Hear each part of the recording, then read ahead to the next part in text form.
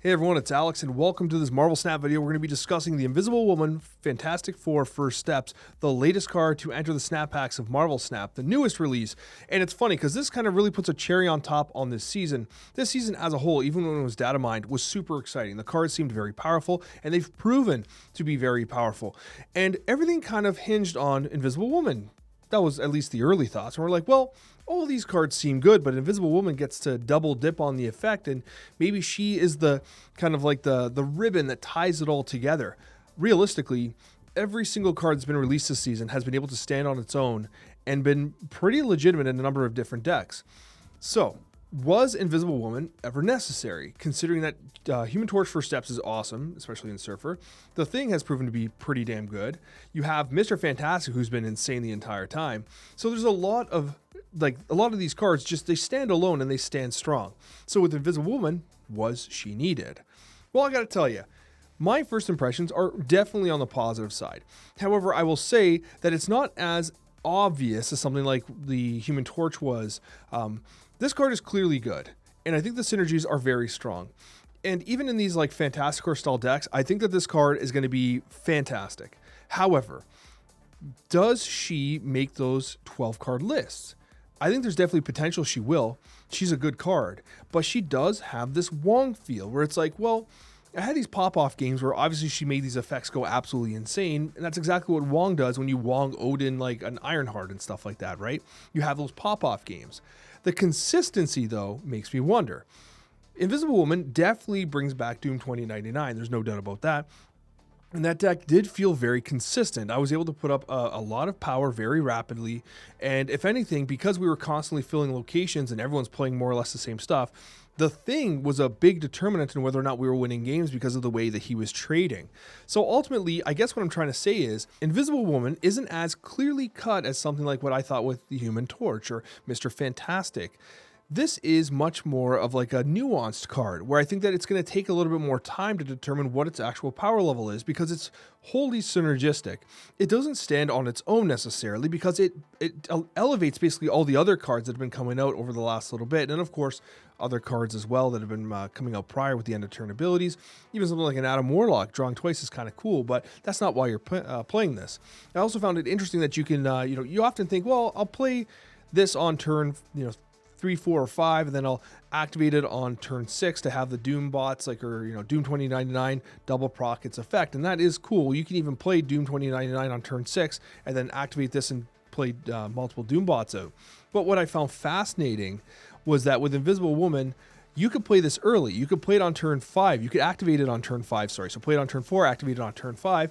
And maybe what you really want is a double hit on Mr. Fantastic to discount or buff something in your hand. So there's a number of different ways you can approach playing this card. It felt much more versatile than expected, but at the same time, its power level, because it's so dependent on the other cards in the deck, didn't seem as clear. So anyways, I'm going to show you the decks I was playing, and honestly, the gameplay highlights are absolutely insane as well, but let's talk about some decks. Okay, so the first deck I want to talk about here is Fantastic 2099, and I think a lot of people had this idea. The idea of like, well, what if we take a very strong 2099 shell and we stuff the Invisible Woman in it and see what happens? And believe it or not, this deck performed very well. It was a very strong list. You're able to put up consistent, strong power. You had good turn 5s, whether you're playing Blue Marvel, Fantastic or The Thing. Everything felt like it was just performing in an exceptional way. This was a very clear-cut, strong deck that I think that you can confidently play. Dr. Doom was a great closer as well, especially with fill out locations. Sometimes the Doom 2099 would scam you a little bit, like you'd fill a location where Thing or Human Torch is sitting early and you didn't necessarily want to do that. And then now your Dr. Doom play feels suboptimal because you're literally only playing Doom in an additional Doom bot because there's already a filled out location. That stuff did happen from time to time. But overall, this deck was strong, and it did surprise me once again, as I mentioned prior, not prior in this video, but prior in other videos. It did surprise me that Doom 2099 got buffed prior to the release of Invisible Woman, because obviously this synergy was very clear and this was going to be a place where we were going to be playing the card, and it made me wonder if in internal testing they felt like this was a weak synergy, like Doom 2099 didn't benefit enough from Invisible Woman. Well, I'll tell you that it definitely does, and having multiple Doom bots come out at any point of the game is immeasurably impactful. Like, it is huge, and it really does amplify the power and the reach of these Doom bots and the Dr. Doom and the deck as a whole. This one was definitely solid. The other deck that I was playing was just straight up called Fantastic Four, and It's essentially a high Evo shell with all 4 of the fantastic cards in there, and would you believe it that it was definitely good. Adam Warlock was drawing cards, Sunspot and Misty Knight were proccing like crazy, Cyclops was an MVP, especially with the Pew Pews with the Invisible Woman. Everything was great. It was just a straight up great deck, and it wouldn't surprise me if this continued to be an absolute banger. It's interesting. The Thing almost feels like the kind of card you could cut in a shell like this. However, I found myself impressed with what the Thing was capable of. In this particular deck, it needs a little more macro consideration. It's not as easy to play as the Doom 2099 deck, because Doom 2099 you're naturally zooing. You even have the likes of a Squirrel Girl in it, so there's ways you can fill locations very quickly. In this particular deck, though, it's not as easy to play the Thing, but he still was a solid card and was impressive from a power perspective. But Invisible Woman was great here. At the end of the day, it's very clear to me that she's a good card. How far she's able to kind of push these archetypes, though, we're just gonna need some stats. There's so much nuance with Invisible Woman, and that's why I don't want to say hesitation. She's definitely good, and I think she's definitely worth having in your collection. But if you're somebody who is short on resources, and every single card, you get has to carry you in a way of like, well, I need a card that allows me to play a competitive deck to get to infinite or to rank up or whatever, because I just don't have all those resources. She doesn't seem as clear cut to me as some of the other ones.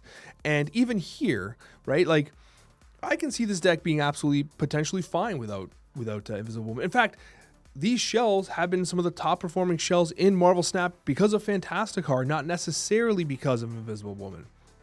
So we need some stats to determine whether or not the Invisible Woman version of these shells actually elevates it past the original versions. With this one here, it's up in the air. With Doom 2099, I think there's no doubt that she makes Doom 2099 better. That much is fundamentally clear. And even with something like Sunspot, you can float and skip, and all of a sudden Sunspot's doing like a double pump, which is kind of crazy. And again, you can do it early for the Mr. Fantastic pumps. There's a lot of interesting stuff you can do here. So what I mean to say here is that there's no doubt in my mind Invisible Woman is a good card. It absolutely is. Is it worth your tokens if you're short? I think it's absolutely worth waiting till Saturday and Sunday to see how the decks of the week shape up and see how the stats shape up, because she's definitely a support card. She's definitely supporting the other very powerful cards that have come out over the past season. And it's also worth noting that if those cards like Human Torch or Thing or whatever, or even Mr. Fantastic, if they start to get nerfed, then that might impact the viability of Invisible Woman, because she, again, doesn't necessarily stand on her own. She's purely a support card. So for me, even though she's excellent and I think she's a good card, and if you have the resources, she's definitely worth having in your collection, she also runs more of a risk than some of the other ones, despite the insane gameplay highlights you're going to see here. Like, I have insane highlights, but the consistency wasn't necessarily there because she's so reliant on other cards. You know what I mean? I ultimately like the card. I'm glad she's in my collection. I'm going to continue to cook with her, and it wouldn't surprise me if she ends up in like a top 5 shell on Marvel Snap. It doesn't surprise me one bit. It's just that when we talk about your resources, I want you guys to be a little more patient, because there is a chance that this just doesn't make the decks because it's such a supporting kind of style of play. Similar to what Wong does. Like, Wong and her feel very similar. Is she just too greedy? And that's what the concern I have. And the only way we answer it is with stats. Thanks so much for watching, guys. I sincerely appreciate each and every one of you guys. And as always, consider hitting that like button if you haven't already. And I hope you enjoy these absolutely insane gameplay highlights. Makari's out on the field of play here. We keep getting this location for some damn reason, and Quantum Tunnel. Not sure why. Just absolutely brutal. Inexpensive Adam Warlock. I think do we sauce Adam Warlock here? And then maybe ship these 2 clowns? Do we want her on the field? Maybe we can draw a card. We're going to draw a card. Let's go. Flame on. All right, yeah, that worked out for us. Can't argue that. Drawing cards, getting juiced. That was a really good looking turn, honestly. Now we have 5 energy. We can play Invisible Woman and the Thing. I think we play the Thing first, no? Conversely, we could do something along the lines of Misty Knight, Invisible Woman. Float energy, pump this guy. Let's try this. You know they're going to want to compete for that on Warlock location. That's Gwenpool.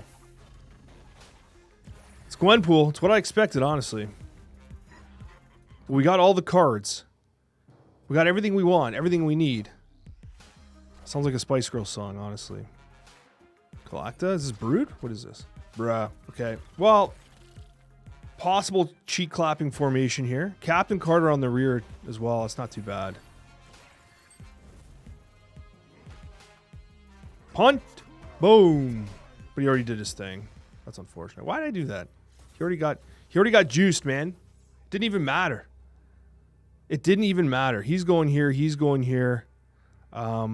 Slam this. Activate this. So he'll do twice thing. He'll pop twice. He'll do whatever. Okay. I did that right? Yeah, whatever. Let's see it. We should be in win formation, right? And I think it's correct to do Fantastic Car first, then Invisible Woman, because, well, with the Human Torch, it only happens once a game, right? Once per game, so he's going to do it. Let's see the order. I don't know, man. I don't know what's going on with this order. We do get Cyclops Pew Pew action, though, which is great. They're fist bumping me early. Is this a BM fist bump, or like, what is this? Oh, that's Human Torch. Sebastian Shaw. Oh, no, are we cooked? This is always Surfer. Oh.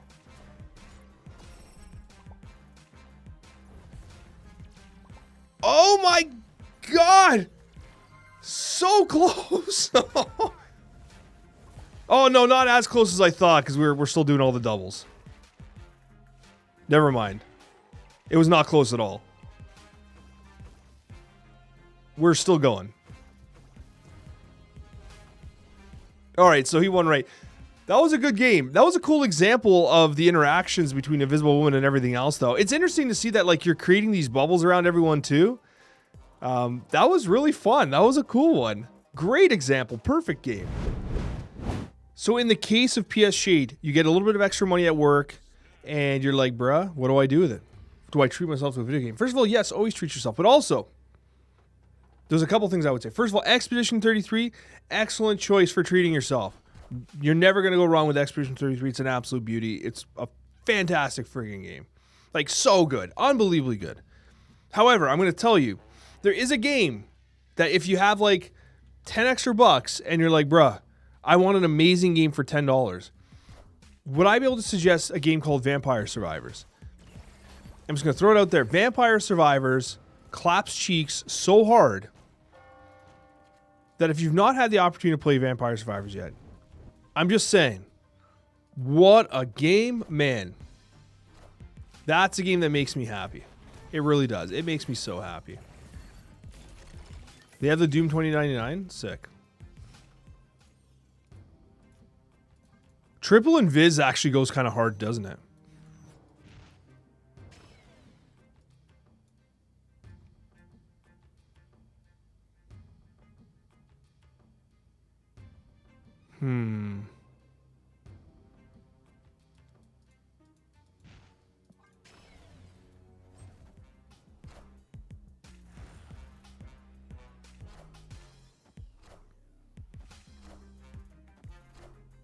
That's not that impressive.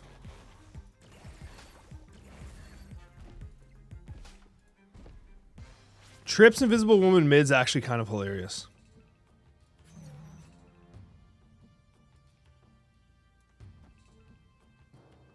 Just play Marvel Boy. I might play Marvel Boy here, though, so I can get the thing to pop off.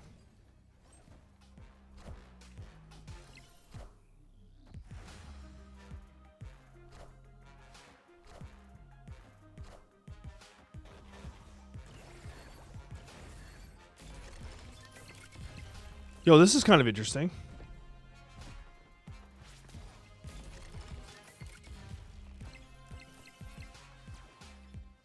Okay, ready? Oh, Doom 29, whatever. The Thing, Fantastic Car, Invisible Woman, Invisible Woman, Invisible Woman. Right? Would we just lose, though?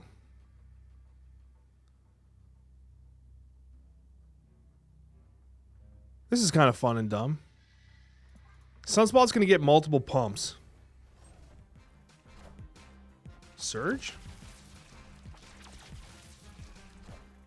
Because they're trying to float energy.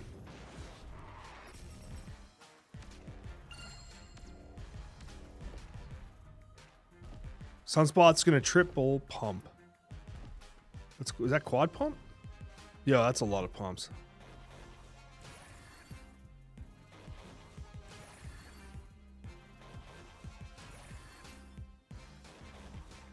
Alright, this is kind of funny.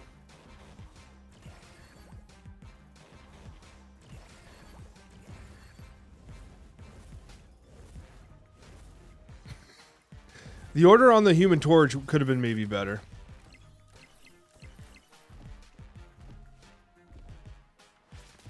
Bruh, I won! Oh, the Human... Wait! It's Marvel Boy! Let's go! Marvel Boy with the save! Just when we had given up hope, Marvel Boy comes out of nowhere. This is a hilariously dumb game. You know what? We got snapped.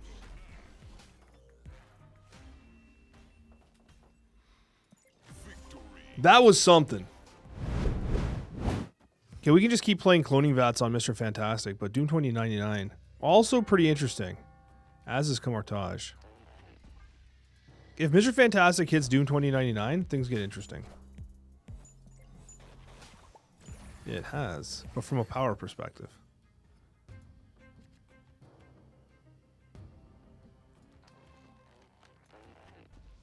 Just double pump this, maybe?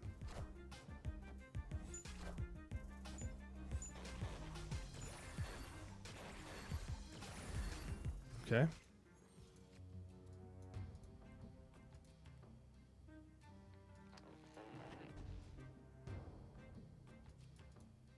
Just thinking about how, like, this is a really interesting hand, right? Because maybe you play Fantasticar, but you probably just play Doom 2099.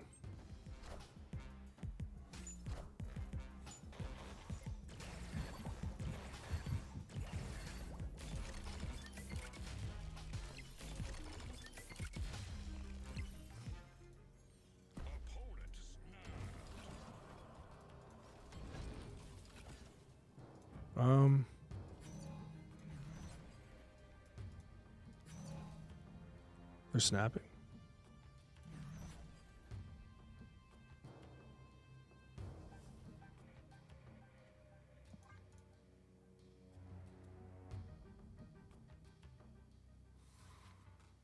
I think I'm going to play this Doom 2099 Doom 2099 turn 6 and then play the Invisible Woman, double proc it. It'll go boom. I don't know. Does it fill? Possibly. They're going to play the thing. Yeah, the thing. I want to try the Doom 2099 Invisible Woman side of it. That being said, thing does go pretty hard here, doesn't it? I'm very torn as to how to approach this. Having double things with initiative could allow me to destroy a couple things, though.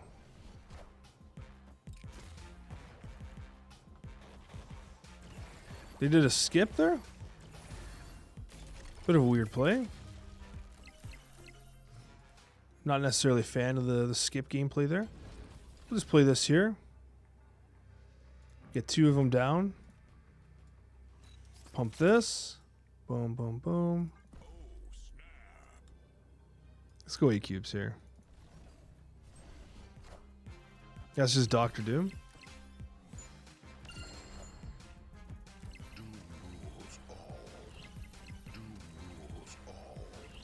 Okay.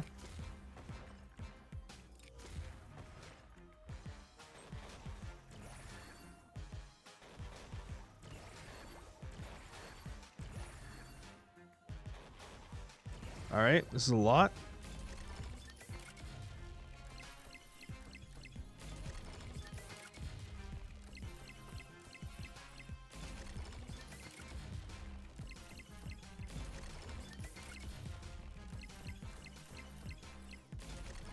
Literally 4 Doom bots at the end of the game.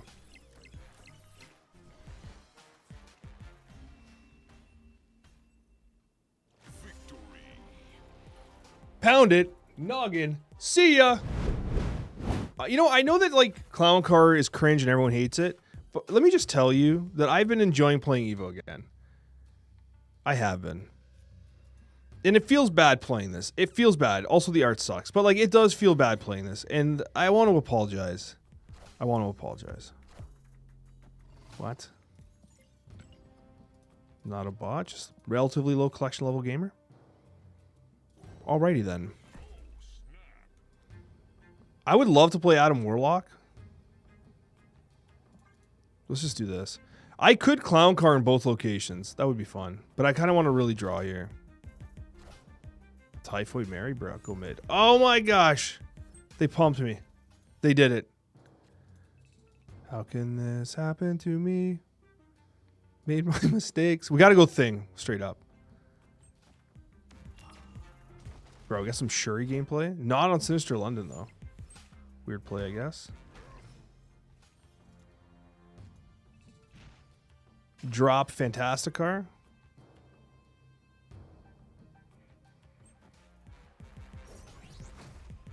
Starbrand. What? That wasn't even in the Shuri location. I don't think this is a bot. I think this is a player, but I don't know what the hell they're doing right now. Bah, it's probably a bot. This has to be a bot, right? Final turn. It's the final countdown. Do. Okay, hold on. I'll be honest with you, I'm not sure if this is a bot or not. It has a collection level that's not indicative of being a bot, and the play style was not body, but the Shuri play was like borderline body. I think this is just a super inebriated gamer. This is what we're going to do. We're going to drop Cyclops. We're going to drop Misty Knight. We're going to pump the Fantasticar. We're going to double pump Fantasticar. And then what we're going to do is we're going to drop the Invisible Woman so that everyone does double pumpage. And I'm not even going to play High Evo because we have a Sunspot there. Let's see what happens. Is this red skill? It's armor. It's armor. That means my wait, it's never mind. I got scared for a second. I'm like, "Oh, my thing's not going to pump," but that is a muted armor. Lol. Okay. Even Fantasticar had the gall of even stealing Silver Surfer's animation. Maybe that's the most offensive part of Fantasticar, the theft of the Silver Surfer animation. Oh, the irony of killing the armor, by the way. It was indeed clobbering time.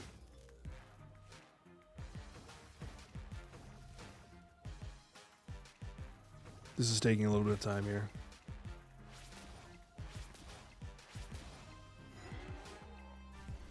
That was pretty cool, though. That was pretty cool. The Invisible Woman, I don't know if it's a win more card, though. You know what I mean? Is it a win more card? You know? Like, we didn't have to pump them this hard to get the dub, but we did. We aggressively pumped them, don't get me wrong. All right. We're gaming here. We keep getting Feast location as well. We're getting, like, the same locations repeated over and over again, eh?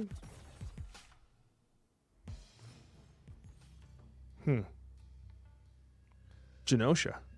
It's a good hood location, bro. You're an absolute gamer. Give him the rocket. Damn, we got some Fenris gameplay. Do we got to punt this Fenris or what? Oh, it's the Daily Bugle. Brutes. Absolute brutes, man.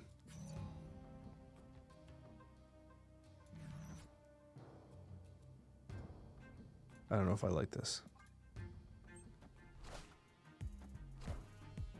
Okay, pull something. Oh, Misty Knight Sag. We could fill this location, then Sentry. I love this variant, by the way. It's a good variant. It's a high quality variant. Quality variant from our opponent.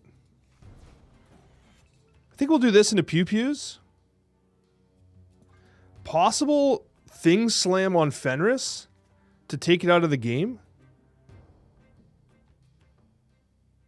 But they're going to play on the Adam Warlock location. I don't know, man. I like pairing Adam Warlock and Cyclops together because it like kind of baits the interaction. You know what I mean? Okay, they're going quad. They're trips. Trip formation? Is that my thing or theirs? That's my thing. That's a shame. We needed to poke their thing to then throttle their thing.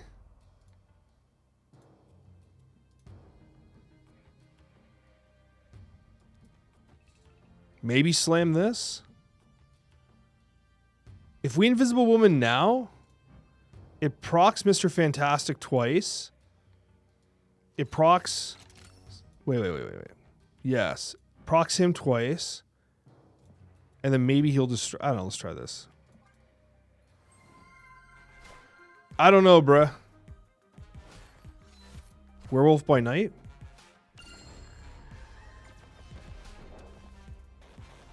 Okay, Genosha. Pumping the Sentry hard here.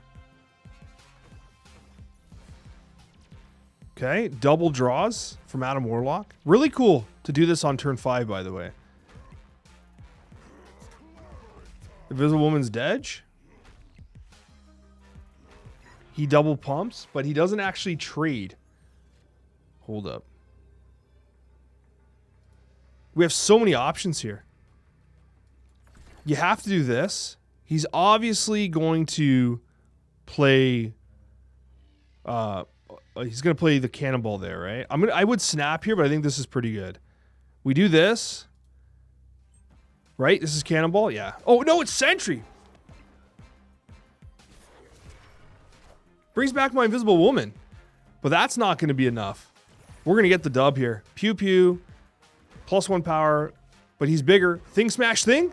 Oh, thing does not smash thing.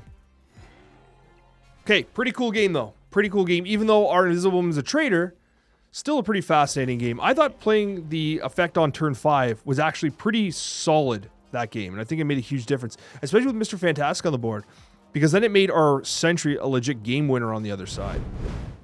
Well, we have all these inexpensive cards and nothing to play this turn. Actually, I shouldn't say that. We really have 3 1-drops, a single 2-drop. So I can't get that mad. For me, I often play like these Kitty Pride decks and I never draw anything and I'm just always sad. That's a pretty nice card. I like that. Hey, Nidolvalier. That goes pretty good with what we're doing, I think. Let's go like this here. Squirrel Girl. Is this too much though? We got the Gundam Blarvel. This is probably fine. We go Invisible Woman. Doom 2099, Blarvel, Dr. Doom. It's like, I don't even know. We don't need to like think at all about this game plan here. Now here's the problem though. The Squirrel Girls might overfill. Like I wonder if this was actually a mistake. You know?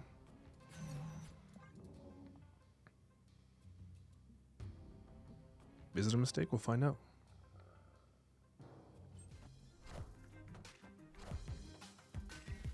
Human Torch going hard.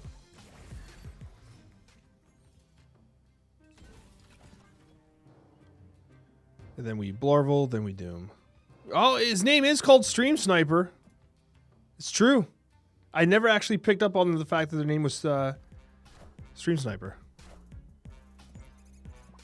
Now I'm concerned. Oh, we're playing very similar decks here. But my Doomers is out and their Doomers has not yet come out. But their Mr. Fantastic could potentially be problematic.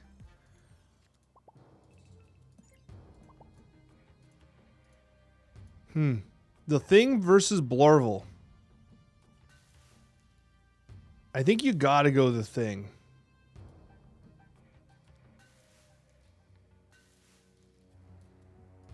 Blarvel's kind of sensual though. The Thing more or less guarantees a trade here mid, right? We always win mid because we'll have more cards.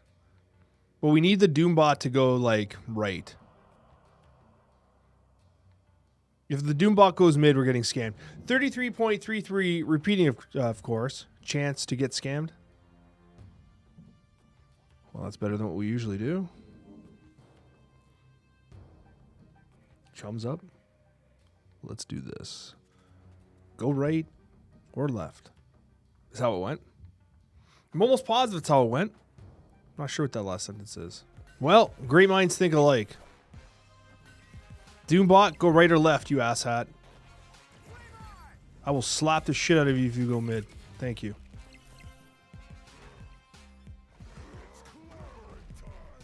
Oh, I didn't actually... It did not immediately occur to me that he was going to fill that location. That's fine.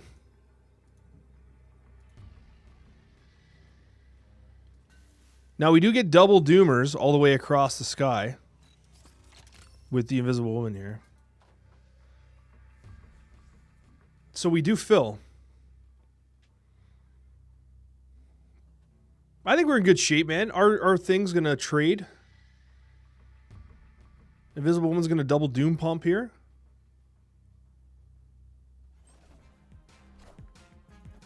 They played their own Doom 2099. Oh! Turn 6 Doom 2099 into Invisible Woman activate. Pretty solid.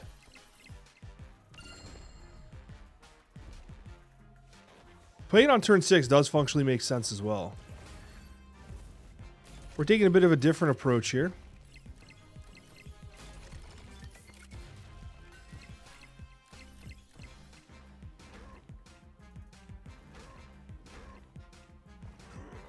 Boom. Hits the squirrel. Of course it hits the squirrel.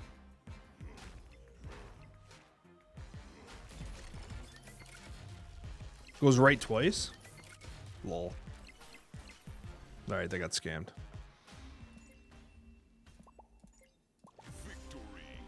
Had that gone mid, Cheeks could have potentially been clapped.